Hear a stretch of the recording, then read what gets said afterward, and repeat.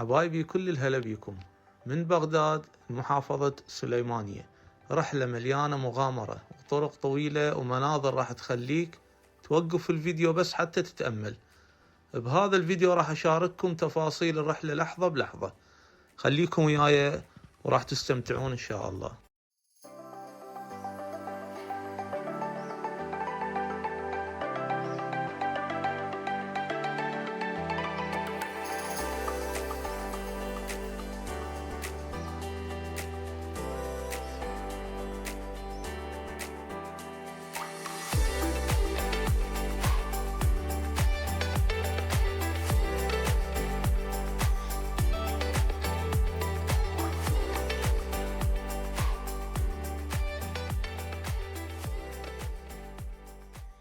الحديقة جافيلاند هاي بداخل السليمانية، بيها حيوانات، مدينة ألعاب.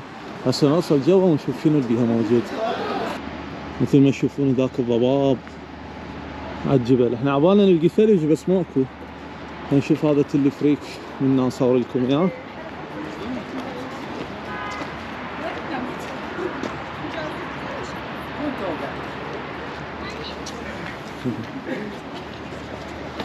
هسه احنا راح نروح منا وصاعدين نصعد فوق على حديقة الحيوانات، نريد نشوف اكو حيوانات يقولون حلوة.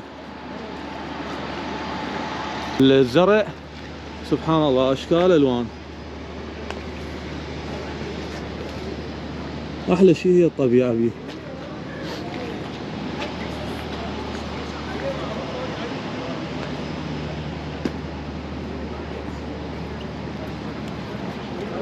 بصورة عامة هي سليمانية حركة بها قليلة العالم، يعني مو حركة دائما قوية.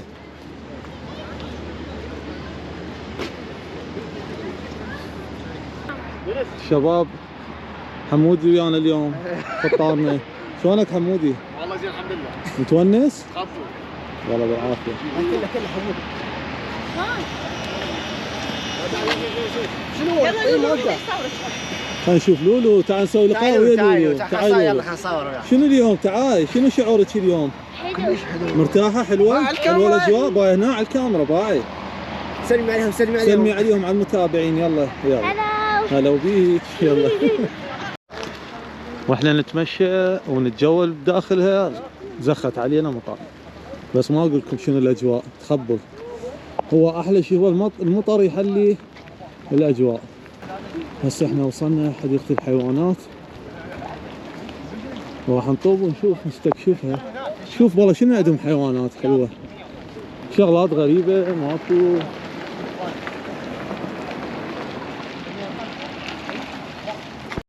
هاي سينما 5D يسموها سينما المشاهير، طبعا ما طابينها، بس والله شباب عمره خسارة لما يجي، يعني مكان صدق رهيب. هسه وصلنا حديقة الحيوانات، راح نشوفها نشوف شنو بيها حيوانات ونراويكم. واول حيوانات لقيناها هي البطة. البطة هاي هسه نقرا عنها ونشوف شنو مكتوب. منين هاي؟ ما حاطين قطعة تعريفية، يمكن ذيك القطعة.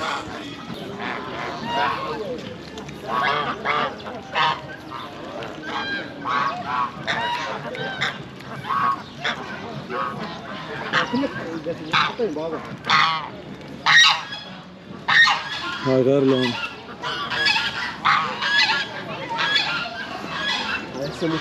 هنا هاي طيور الجارحة. هذا شنو؟ هذا يقول لك نسر. نسر هاي توقروها بعدين.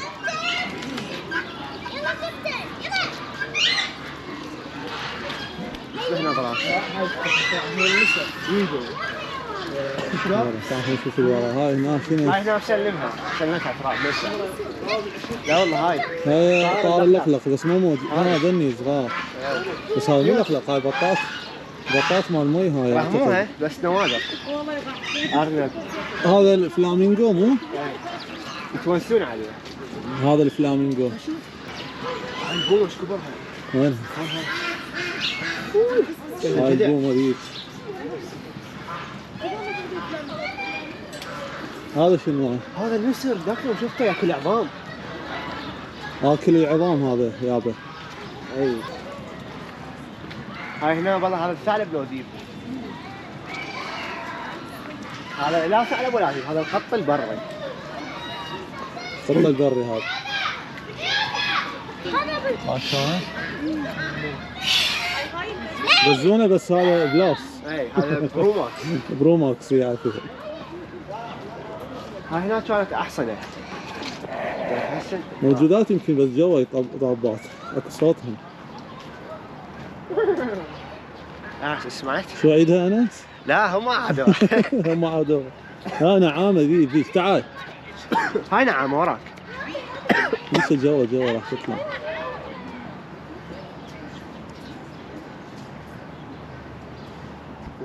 شنو هاي؟ هاي النعامه. بعد ركز على رجلها مودينا صوت. تعال. سرعتها اسرع ضخم.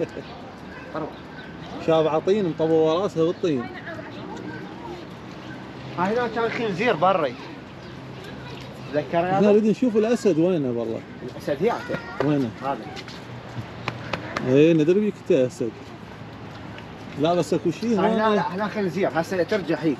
هو خلينا نفتر ونرجع. يلا افتر ورجع. هو اكو شيء هنا يحب الطين. ها ذاك جمل. لا مغيرين اللي عندنا شلون يباوع؟ مغيرين له ما. انا عندي هاي الطبيعه والمناظر احلى من الحيوانات. بهاي الشجره. لا مو ثلاث الا الطبيعه. شوف الجمال. شوف سبحان الله. شوف. والاحلى من الاعمار اللي نشوفه. طبعا اكيد احلى من الاعمار واحلى من الصناعه واحلى من كل شيء. طبيعه. بس الحيوانات والطبيعه نفس الشيء، انه واحد تابع للاخ.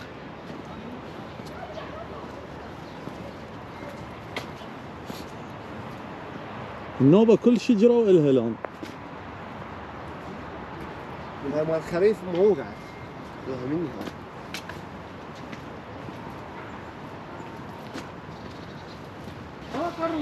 ايه هذا.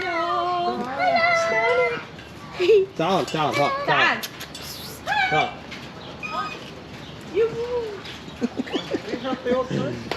شو اسمك انت؟ هذا الطير اسمه لامبورجيني. حلو هذا الاسم. ببغاء.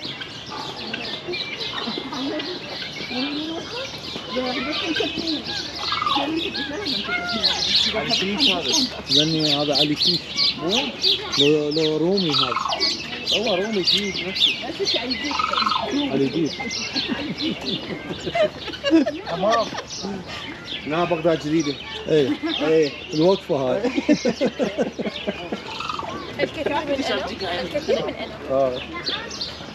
هاي شنو هاي؟ هذا هرفي. هاي نعامة بس.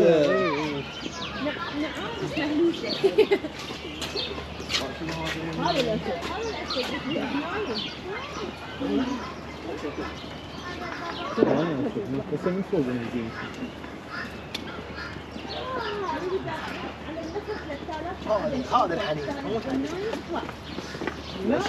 هذا ثعلب. ايوه هذا والله شكله مو ثعلب المكار. تعال ليه ضربت؟ مطار. ليه سوت؟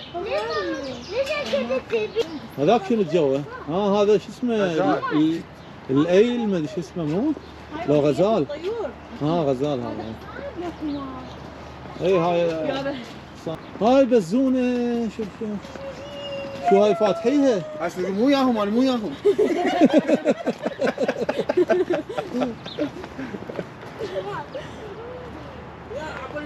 ابدا اصيحها. شلون اصيحها هذا؟ غزالة. ايه عفوا. غزالة. شباب دا تشوفوه هذا. شوف شلون له جماليه خاصه يعني. هذا ماعز بري هذا. والله شو لا بس هو القطعه تقول ماعز بري بس هو اي حاطين غزال هم. بس حلو سبحان الله. تعال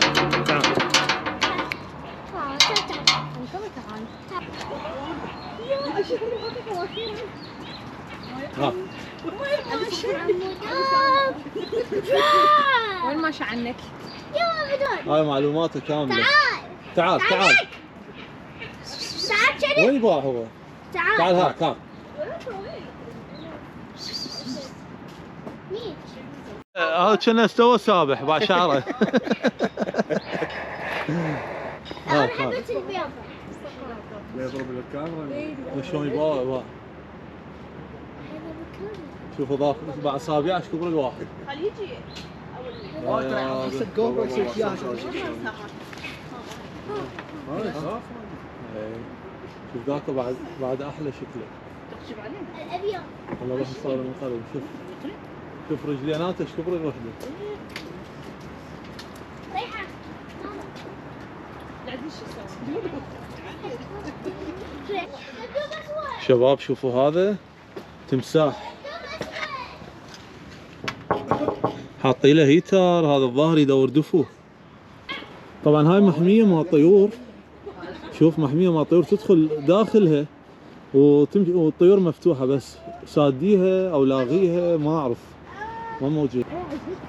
هذا الدب الاسود. تعال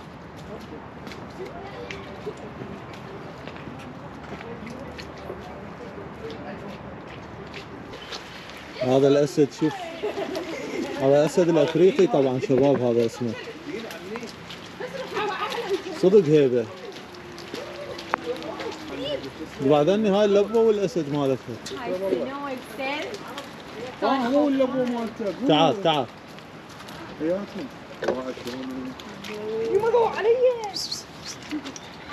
على شنو يبان؟ على باوي. مدرب مالته. يلا شنو هذا شلون عرفه؟ على مود الاكل يعرفوه. هذا ذيب. هاك تعال. هذا خنزير بري هذا.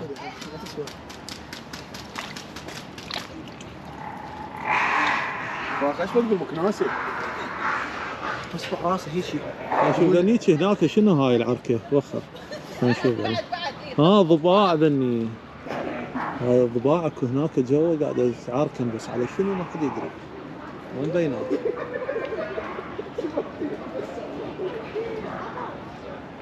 خلينا نرجع على الخنازير.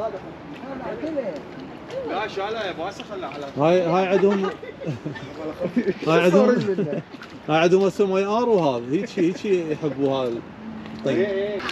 يابا انتهت جولتنا هنا بجابي لاند.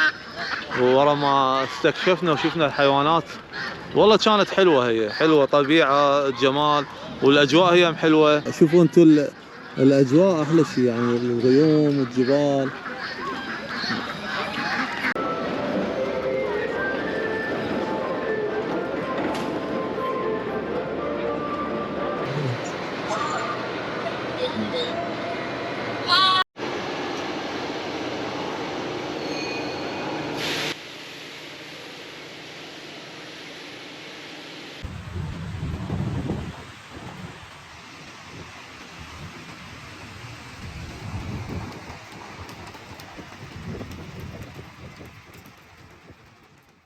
قررنا انه نتوجه لمنطقة بنجوين لانه قالوا بيها ثلج. بس بالطريق يعني شفت المناظر كلش جميلة. قلت خل انزل اصور واراويكم. شباب وهسه توجهنا الى منطقة بنجوين. طبعا منطقة بنجوين تعتبر حدودية بين ايران والعراق. طريقها مرتفعات صعود ونزول وتبعد حوالي 90 الى 95 او 100 كيلو متر عن مركز السليمانية. بالوقت تحديدا 1.5 ساعة. خليكم وياي.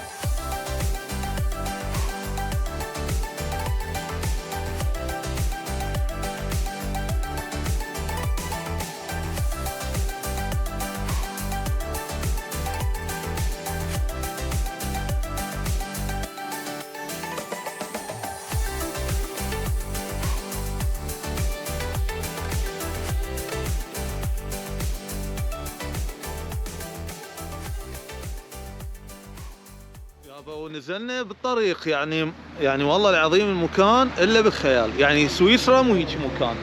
شنو الاجواء، المكان، الطين، الحديقه كلها حلوه. شوف هسه اني لو مو وياي احد اطب لنا انا هسه جوا واروح، بس وياي اهلي وياي الشباب. يعني مكان يعني بالخيال.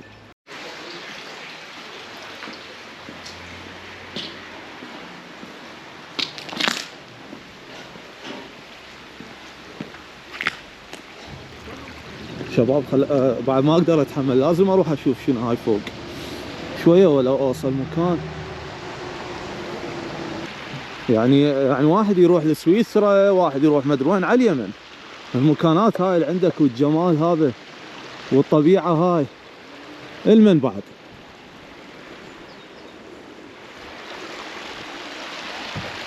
يلا خلينا نرجع نكمل طريقنا.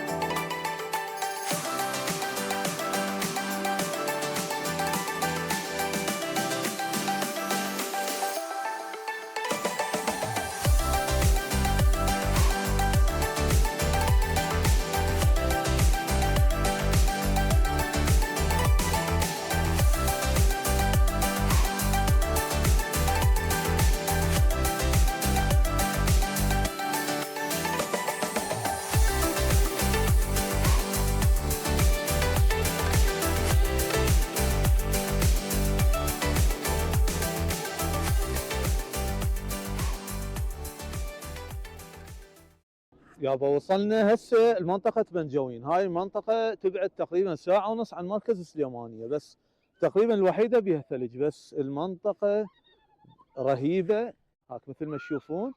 الأجواء والمكان والعوائل كلها جاية هنا تلعب وتتونس، وأجواء تفوتكم. طبعا الفيديو صار هواية بطريق تصوير، يعني لا حد يعبر، لأنه التصوير مال طريق صار فد شيء عالمي. يعني الجماليه مال الطريق يمكن احلى من هذا المكان صارت. فكملوا الطريق ولا تسووا له تخطي. نصيحه لكم بعد انتم بكيفكم. عمي لا حد يسوي لا لايك ولا اشتراك ولا اريد، بس باعوا واستمتعوا انتم.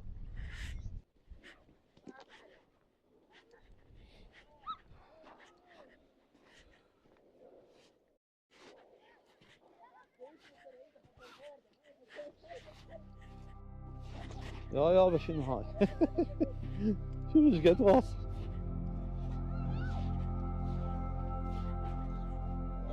ايش قد نزلت رجلي هنا.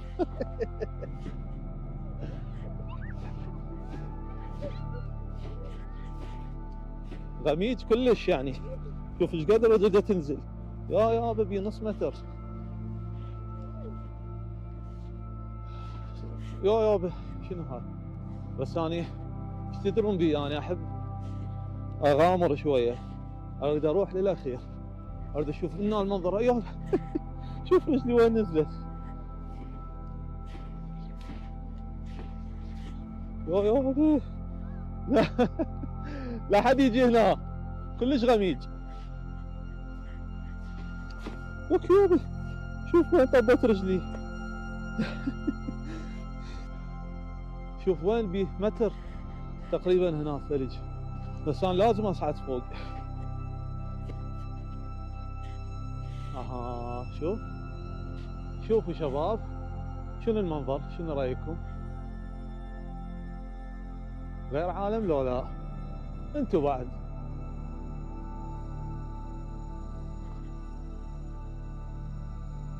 لو علياني انزل جوا هناك، بس تخوف، صارت بيها مجازفة.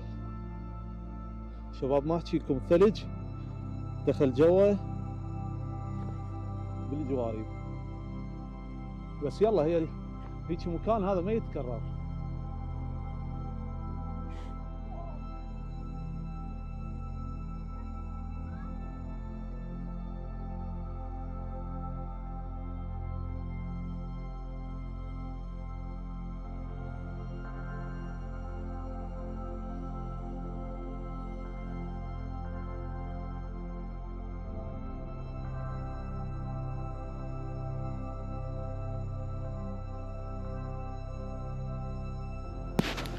طبعا احنا هنا وبعدها تمطر ودب ثلج كل ساعة. شباب شنو رأيكم اروح هناك فوق هذاك التل؟ يلا نروح. ليش ما نروح؟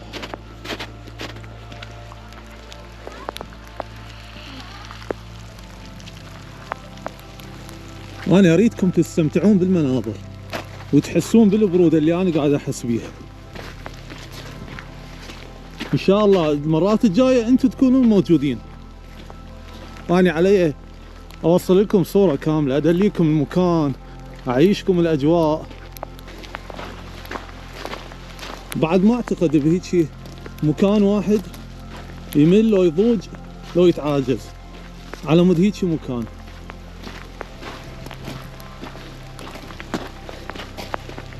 خلنا ناخذنا نلقي لنا نظرة على هاي الاجواء من هنا. يا يابا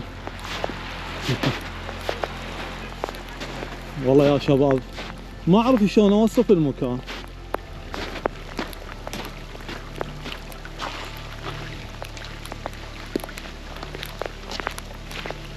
قاعدة تذب ثلج يعني مو بس مطر.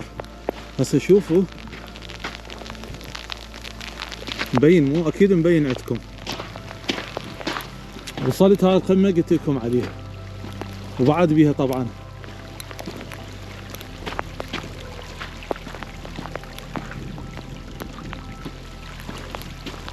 شباب بعد يعني المكان هو يحكي، انا بدون ما احكي ترى مو صح والله. طبعا اكو قطعة بالبداية كانت حاطين تحذير انه اكو الغام وبقايا صواريخ. نريد نجازف وننزل ما نعرف شنو وضعية المكان. بس شوفوا ثلج.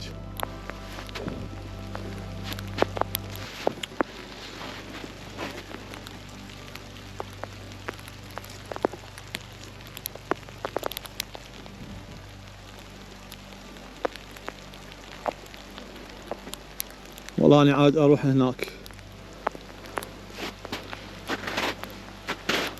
أكو مكان أعتقد مال حيوان هذا، خلينا نشوفه والله.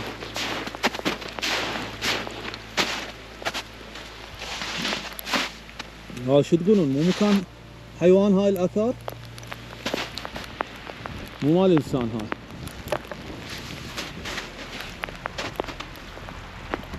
يا سبحان الله شنو هالمكان هذا، شنو هالجمال هذا الرباني. رب العالمين ايش خالق، سبحانك ربي.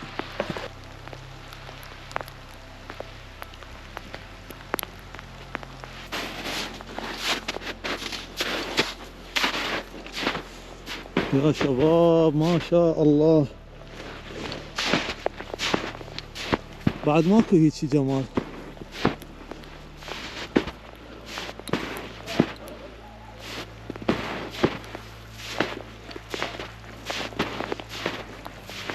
شوف العالم وين صارت، شوف السيارة وين العالم. بس والله مكان. شباب شنو رأيكم؟ والله قاعد اتعب بالفيديو بس لعيونكم يهون. المكان يخبل والاجواء والناس تضحك علي تقول انت شو تسوي بهيك مكانات؟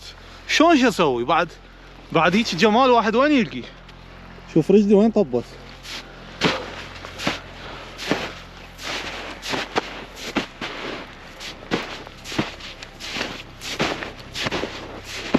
بس شوفوا وين وصلت التباعة. يا ربي يا الهي بعد رجلي وين طبت. الركبتي دخلت الرجل ذولاك.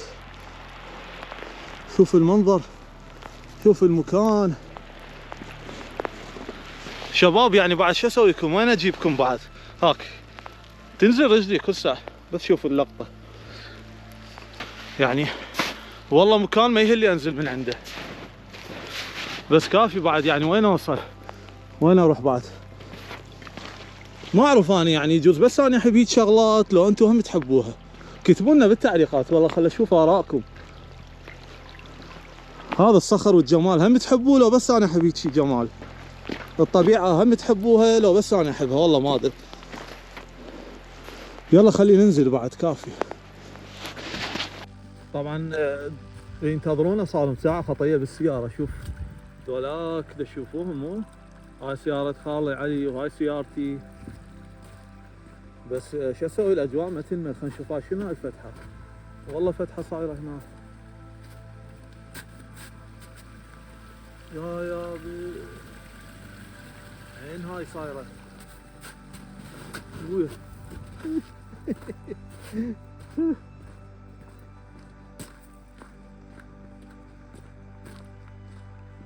شوف شباب كاتبين هنا حاطين قطعة تحذيرية، فيعني اكو تحذير. بس اني رغم التحذير صعدت فوق ووصلت لاعلى قمة حتى اعيشكم الاجواء وياي تشوفون. نشوف الشباب مجهزين السيارة ودا ينتظروني.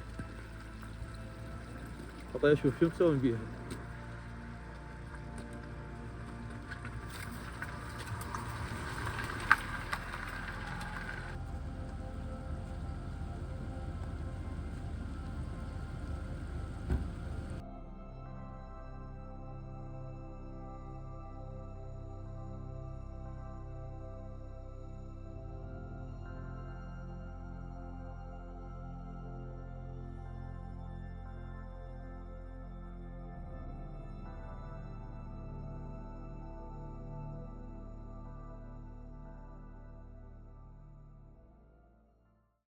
حبايبي، وبعد ما كملنا رحلتنا من منطقة بنجوين توجهنا ثاني يوم الصبح إلى جبل أزمر. طبعا جبل أزمر يبعد عن مركز المدينة حوالي من 10 إلى 20 دقيقة حسب المناطق.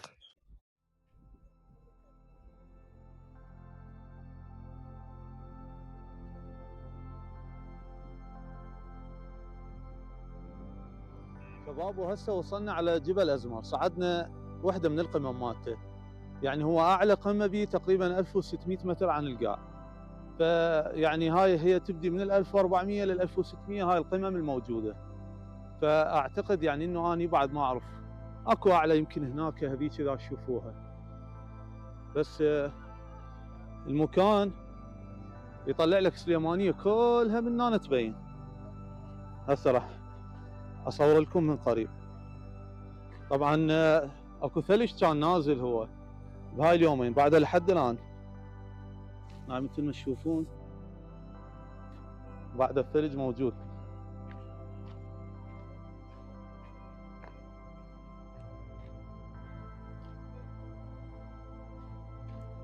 هاي السليمانية كلها تبين منها.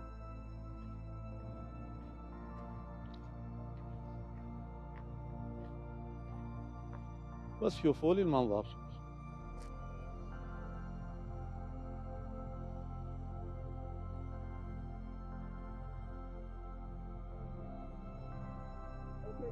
اكو عالم هناك هذول شركات يجون هم تصوير وهاي السوالف.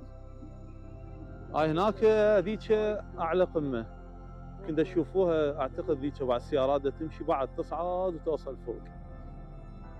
بس انا اشوفها هنا هاي كلش حلوه. بس طبعا صعود مو قوي كلش قوي الصعود كان.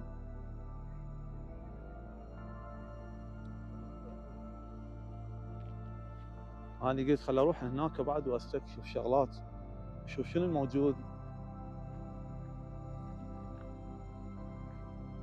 خلي اروح اشوف شنو ورا هاي التانكيات. والله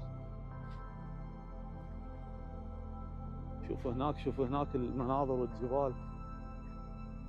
هاي بالايام الراحت هاي كلها بيضة. هذيك قلت لكم الباقي مال الثلج مال هاي الايام الراحت. طبعا وحتى البارحه نزل ثلج.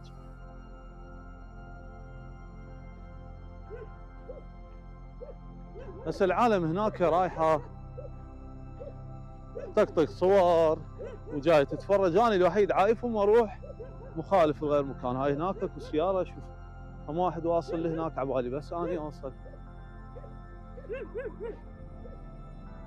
شباب بعد هيك مكان ما اعتقد بعد اكو احلى. شوف هاي اكو الفعاليه حلوه. هذا المنطاد كنت شايفيها اغلبكم بالفيس وباليوتيوب. هذا تأجره منا وتصعد وياه ياخذك جوله بالجو. حلوه والله هي الفعاليه.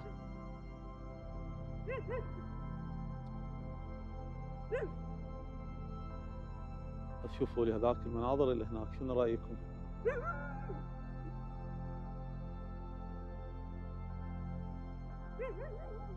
يلا شباب نرجع هناك يم ربعنا.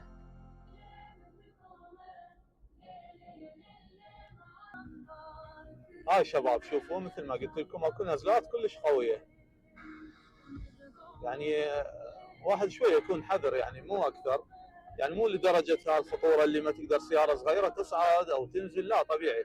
هاي هسه شوفوا مثلا هيك منحدرات اكو قويه، هسه شوفوا مثل هاي راح نوصلها، هاي بس شويه يراد لها بهداوه، بالذات اذا وياك عائله لا تستعجل.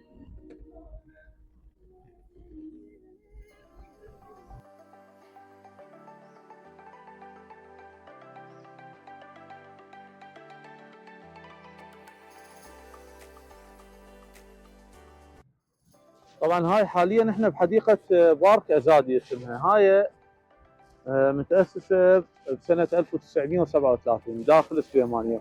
اول شغله هي طبعا دخولها مجاني، وهي عباره عن حدائق، وهسه راح نتجول بيها ونشوف.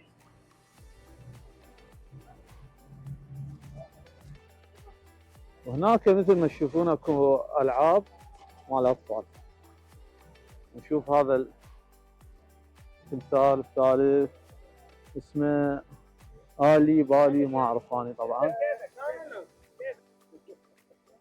هلا لولو، سلمي على الكاميرا. متونسه لو لا اليوم؟ حلوه الاجواء؟ تقول ايه حلوه.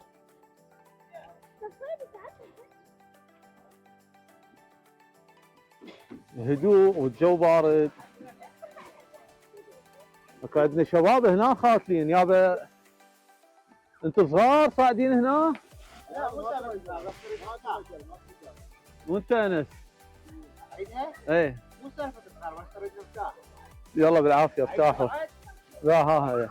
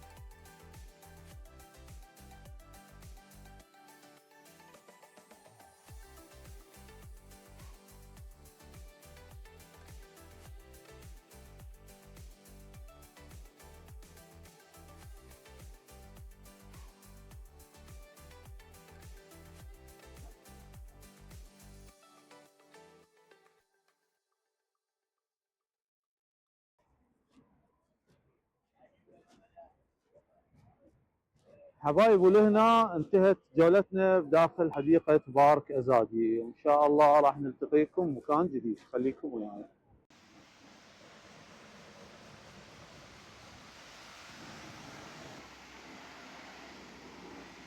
صباح الخير، جينا نسوي دامة للسيارة من بعد مشوار طويل من الطين والوسخ، نسوي لها حمام شوية.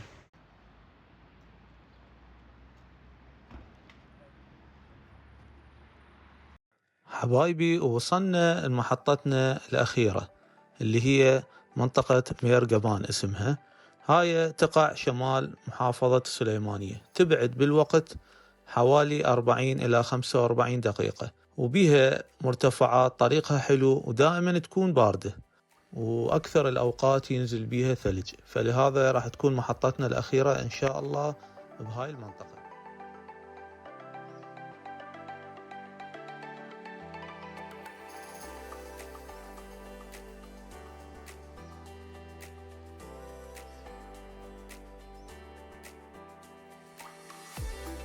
وصلنا هسه حاليا المزرعة الجبل هاي اللي اخذناها بمركبان. مزرعة كلش حلوة وكلها طبيعة، بس شوفوا المنظر هنا هم صار مقابل الجبل. هذا الجبل اسمه جبل ماكرون، يمكن اعتقد هيك اسمه. هسه راح اوافيكم بالاجواء. هاي حديقة خارجية، طبعا هذا الثلج باقي من هاي الايام راحت، نازل وباقي. شباب مستمتعين ومنطلقين.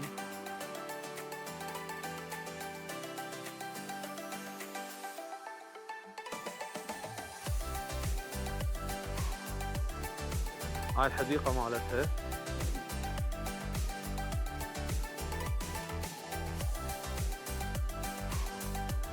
اصور لكم تفاصيل كاملة اني حتى تعيشون اللحظة وياي.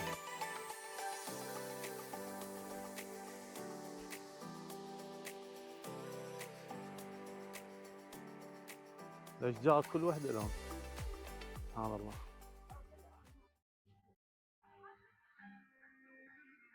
هاي المزرعة هذا شكلها من برا. طبعا هاي السقيفة واقعة بسبب الثلج. هاي هنا تصير مال شوي.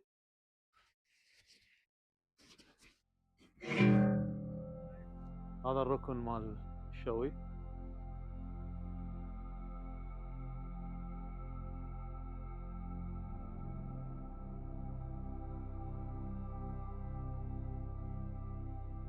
يابا الوضع صار جاهز. بعد الشاي عندنا هسه كمل. طبعا الشاي كمل قبل الاكل، بس هسه راح نكمل موضوع الشوي. خلينا نشوف المنقلة مال الشوي مال الاكل شنو وضعها. همين جاهزة. هسه راح نشوي ووراها ندوس بالوضعية.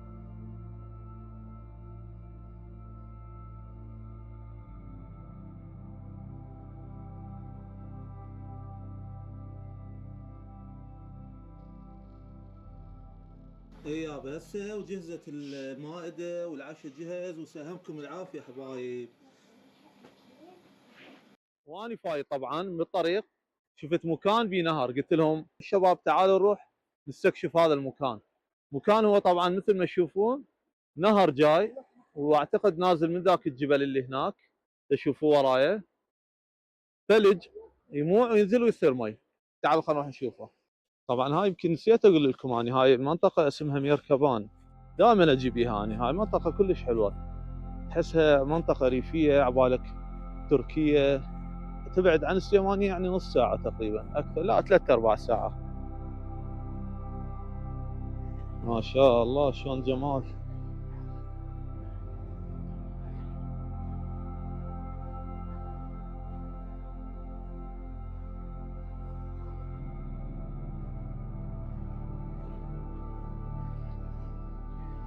هذا اعتقد ينزل من فوق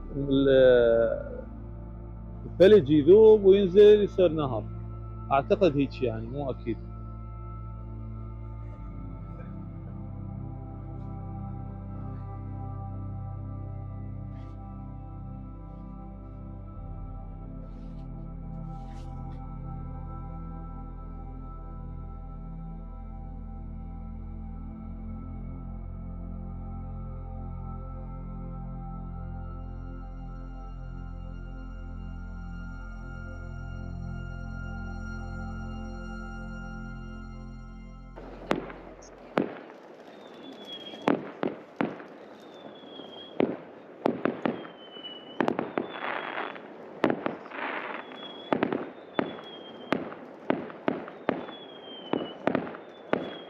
يعني هسه تستغربون ليش صاعد دا اصور بهيك ظلام.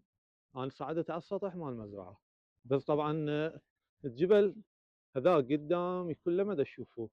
بس حبيت اراويكم فد خاصية حلوة بالايفون. هذا النمط الليلي اي هذا انت عنده ست اقصى شيء، فأدي الأضاءة شوية، خلي يسوي سكان عشان يسوي ثابت ستاند أفضل يعني. المفروض اكو ستاند هو طبعا حتى تكون ثباتية مضبوطة.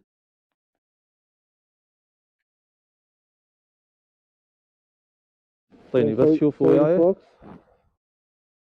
شوفوا وياي شلون طلع الجبل وبين.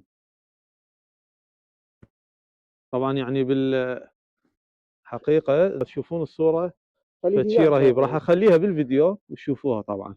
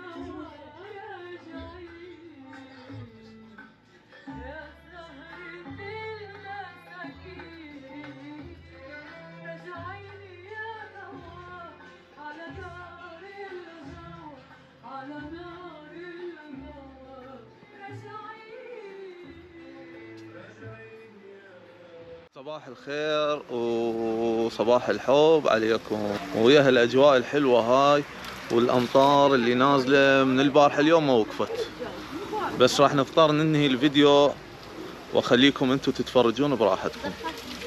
ومع السلامه حبايب، ونشوفكم بخير، وتابعونا ولا تنسون خلونا لايك هيك صغير واشتراك حلو مثلكم حتى نبقى نستمر. تحياتنا.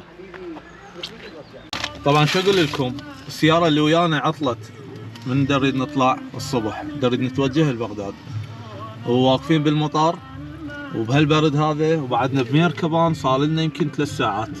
عطل مزعج هو، بس احنا ايش قلنا خلي شوي نرتب الاجواء والوضعيه. شوفوا هاي الشاقه اللي سويتها داخل السياره،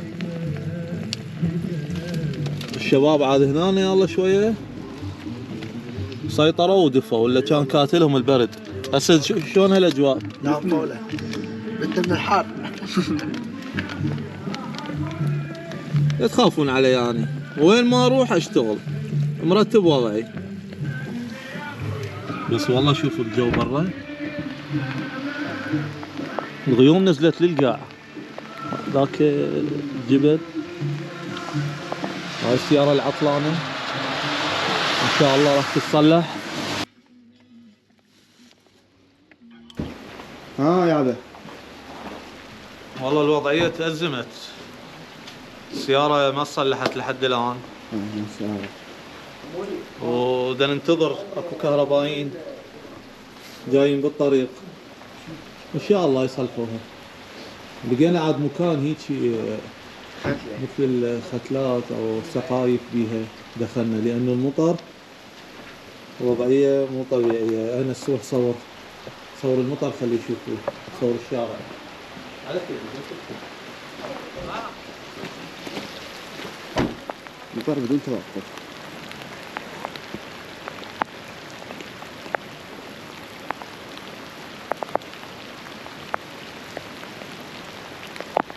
تاليها سحبناها بالكرين، والله ما قدرنا نصلحها للسيارة، راح نوديها الحي الصناعي وراح نضطر ان نبات ليلة اضافية حتى نكمل ان شاء الله اذا تصلح نكمل رحلتنا بالرجعة. الحمد لله، المهم الكل بخير وبسلامة، كل شيء يتعوض.